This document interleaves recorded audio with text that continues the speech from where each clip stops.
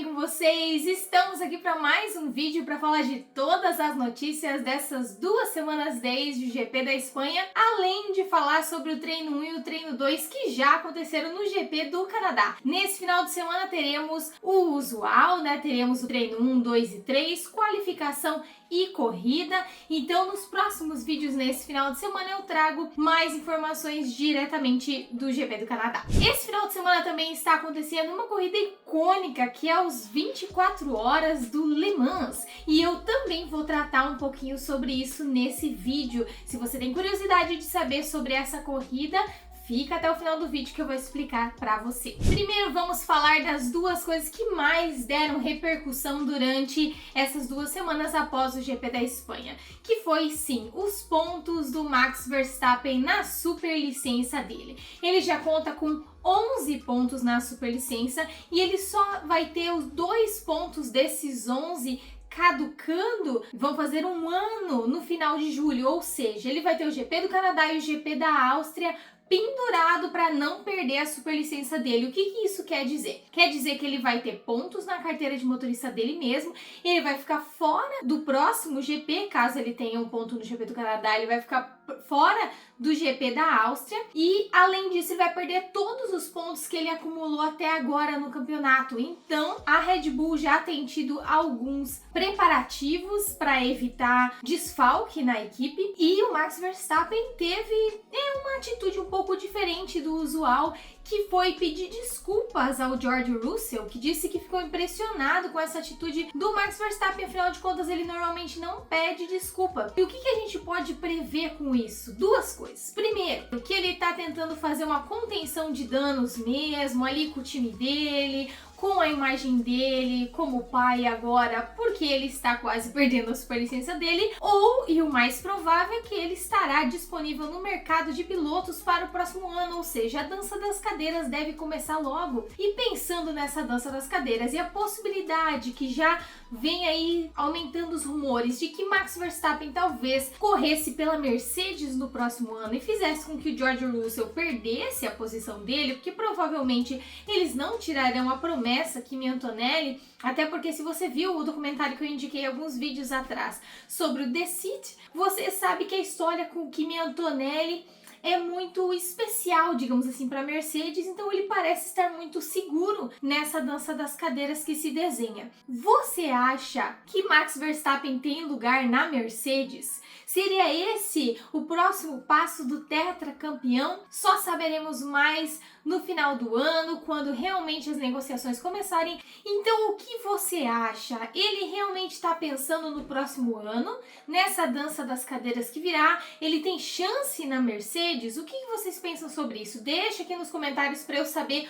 o que vocês têm pensado sobre esse futuro do Max Verstappen, seja da Red Bull ou seja em outra equipe.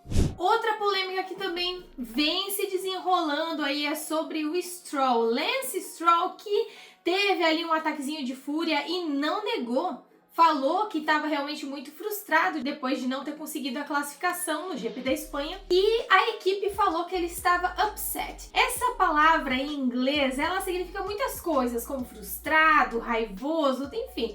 Eles não deixaram muito claro o que aconteceu, mas deixou aí aberto a especulações, o que é muito ruim para a imagem do Stroll. E nesse final de semana no GP do Canadá, ele está um pouquinho arrogante, ali um pouco debochado, nas entrevistas ele está respondendo meio monossilábico, o que não tem ajudado muito ele, porque aí já começam as especulações de que ele só está onde ele está porque o papai está na Aston Martin, não é mesmo? Porque se ele saísse e deixasse, como nos treinos, por exemplo, no Bahrein antes da temporada começar, se o Drogovic estivesse correndo, a gente facilmente veria o quão grande é esse gap entre o talento, por exemplo, do brasileiro com o Stroll. Mas o Stroll está correndo, já começou, já participou do treino 1, do treino 2, no GP do Canadá, então a princípio está tudo certo para ele competir, o que já tira todas as especulações de Bottas assumir o lugar dele ou o próprio Drogovic, que é o brasileiro, que seria o plano B da Aston Martin, mas já se apresentou para 24 horas Le Mans, que eu vou comentar um pouquinho mais sobre essa corrida ao final do vídeo. Então fica aqui se você quer saber um pouco sobre as regras, um pouco sobre a corrida 24 horas Le Mans, a qual temos 8 brasileiros participando. Aproveitando essa pausa aqui no assunto, já deixa seu like, não se esquece de se inscrever nesse vídeo, ativar o sininho das notificações para não perder nada. Na próxima semana não teremos corrida, mas a pedidos das minhas inscritas aqui, principalmente, eu farei um vídeo falando sobre as regras da Fórmula 1 e eu vou precisar de você, velho de torcida, que acompanha a Fórmula 1 há muitos anos, para me ajudar a complementar essas informações nos comentários e ajudar as novas gerações que estão chegando para torcer pela Fórmula 1.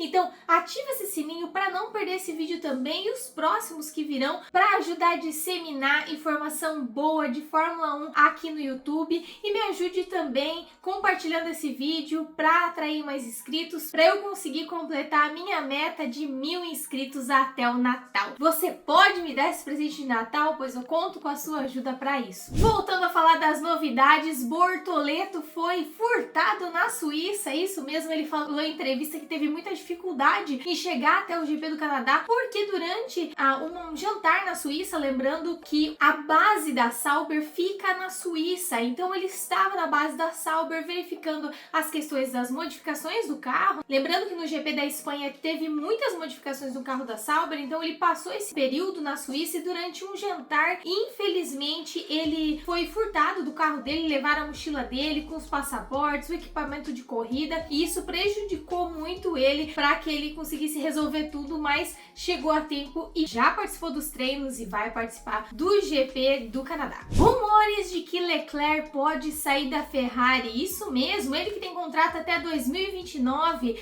o piloto que já conta com 7 anos na Ferrari pode estar verificando as brechas no seu contrato para deixar a Ferrari, já que ele está tendo maus resultados com um carro que não tem entregado praticamente nada. Lembrando que eles têm o 7 vezes campeão mundial Lewis Hamilton na equipe e não tem alcançado bons resultados nessa temporada. Antes de falar dos treinos, eu não posso deixar de mencionar que a lista com todas as corridas do ano que vem, a nova temporada 2026 da Fórmula 1 foi divulgada pela FIA. Eu vou deixar aqui para vocês na tela para vocês verificarem. Já em março, aqui na Austrália, estaremos começando a temporada 2026. Eu conto com o seu apoio aqui no canal para que eu também possa estar fazendo parte desse início de temporada lá em Melbourne, aqui na Austrália, no ano que vem. Já começaram, por exemplo, as polêmicas também relacionadas a Mônaco, que foi mexido no calendário para que não coincidisse com a corrida mais famosa da Fórmula Indy, as 500 milhas da Fórmula Indy. Então eles modificaram porque se pensa também um pouco sobre a corrida mais chata da Fórmula 1 no mesmo dia da corrida mais legal da Fórmula Indy. Outra teoria também é que agora as corridas na América do Norte são seguidas uma da outra. Então a corrida de Miami, por exemplo, vai ser seguida da corrida no Canadá de Montreal, o que facilitaria muito a logística. Porém, terão 2 semanas de gap entre a corrida de Miami e a do Canadá, ou seja, eles poderiam ter colocado a corrida do Canadá um final de semana antes, para não ser exatamente no mesmo lugar, na mesma hora da corrida de 500 milhas da Fórmula Indy, até porque é uma das maiores concorrências da Fórmula 1, se é uma concorrência, se podemos considerar uma concorrência, não é mesmo? Porque a Fórmula 1 é a maior categoria de motorsport do mundo, porém a Fórmula Indy também traz muitos fãs e tem muitas pessoas que acompanham, mas a Fórmula 1 parece não se preocupar muito com isso, afinal de contas eles têm angariado aí novas gerações de fãs, então não veem mais como uma ameaça à fama e ao crescimento da Fórmula Indy. E aí, o que você achou das corridas da temporada 2026? Eu já tô muito empolgada, principalmente porque a Audi estreia, não vai mais ser Kick Sauber, mas vai ser Audi. Muitas coisas boas aí vindo, esperamos muito desse novo ano.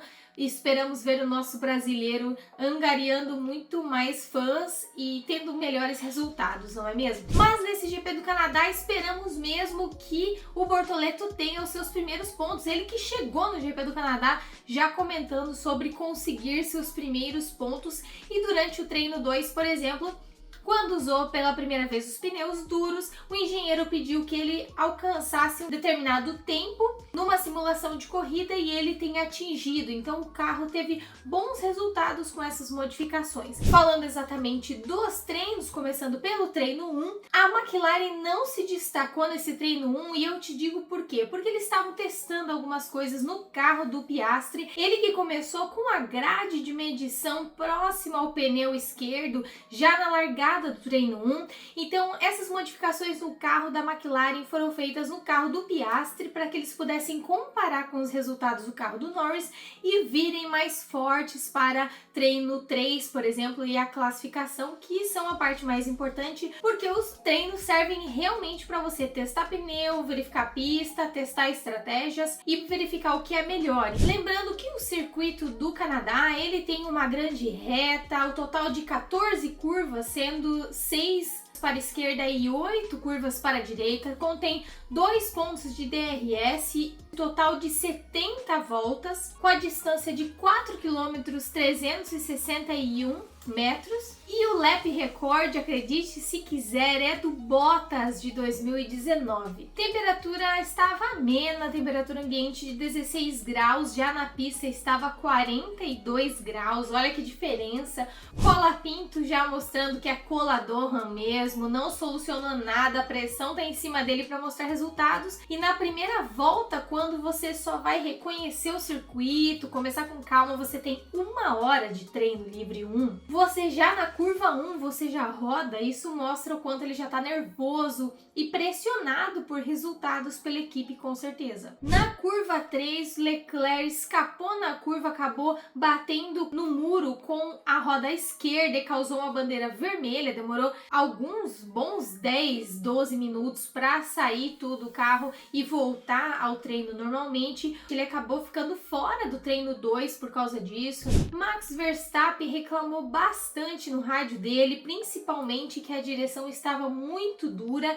Ele que vem reclamando já algumas corridas da marcha ali, que tá aparecendo carro de 1972, 1973, vocês já estavam fazendo piada no rádio quanto a isso, mas ele reclamou muito de que o carro estaria quicando, ele não estaria acompanhando a ondulação da pista, né? Lembrando que esse é um circuito que você precisa atacar as zebras, ele é muito semelhante ao de Imola, ele é um circuito estreito e você precisa atacar as zebras nas curvas, porém essas zebras são um pouco mais altas do que em Imola. O que eu quero dizer com isso? É que perde estabilidade e aderência na pista. Então, se o carro está escapando a traseira, não está acompanhando a ondulação da pista e está quicando, isso torna muito mais nervoso o carro, muito mais sensível para ele dirigir.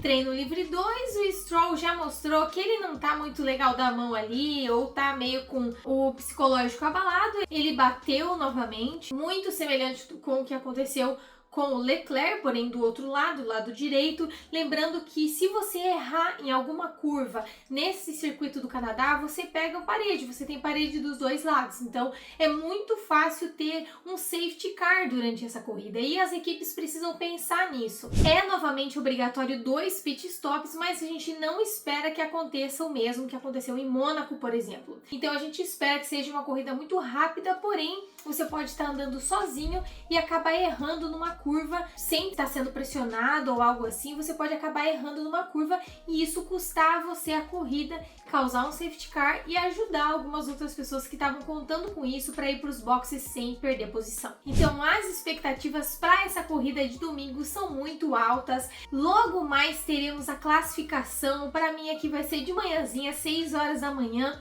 e estou muito empolgada. Espero que tanto o Hülkenberg, mas principalmente o Bortoleto passem para o Q2 novamente, consigam boas colocações e que durante a corrida eles não errem, porque isso pode custar para eles toda a corrida. Durante o treino, para concluir, teve ali mais um problema de tráfego, onde o Hamilton andava no meio da pista, lembrando que é uma pista estreita. O Sainz também não ajudou ali, o Bortoleto quase causou um acidente entre os três, né? Algo que tem sido recorrente é esse problema no trânsito durante os treinos e classificação, esse sendo um grande prejudicial de bons tempos durante os circuitos por causa desse tráfego e a impossibilidade de você conseguir pegar melhores tempos. Deixando aqui os resultados então do treino livre 1 e do treino livre 2 para vocês. No treino livre 1, Max Verstappen melhor tempo, seguido de Albon e Sainz. Segundo treino, finalmente a McLaren aparecendo aqui, Russell em primeiro, Norris em segundo, Antonelli em terceiro. Então esses foram os resultados do treino livre. E a partir daqui eu vou começar a falar sobre a 24 horas Le Mans, que eu pedi tanto para vocês esperarem até o final do vídeo para falar sobre. As 24 horas Le Mans são exatamente isso que você acha. É uma das corridas mais tradicionais do mundo e ela acontece durante 24 horas. Isso mesmo, ela é uma corrida psicológica, não somente sobre ultrapassagens e velocidade, mas sobre resistência. Ela acontece com 3 pilotos de cada equipe e são divididos em 3 categorias. Essa é a corrida de número 93. Ela começa no sábado e termina no domingo. Ela vai contar com 62 carros, 186 pilotos e divididos entre as classes Hypercar, LMP2 e LMGT3. Vence a corrida quem completar mais voltas durante as 24 horas. Normalmente, cada stint,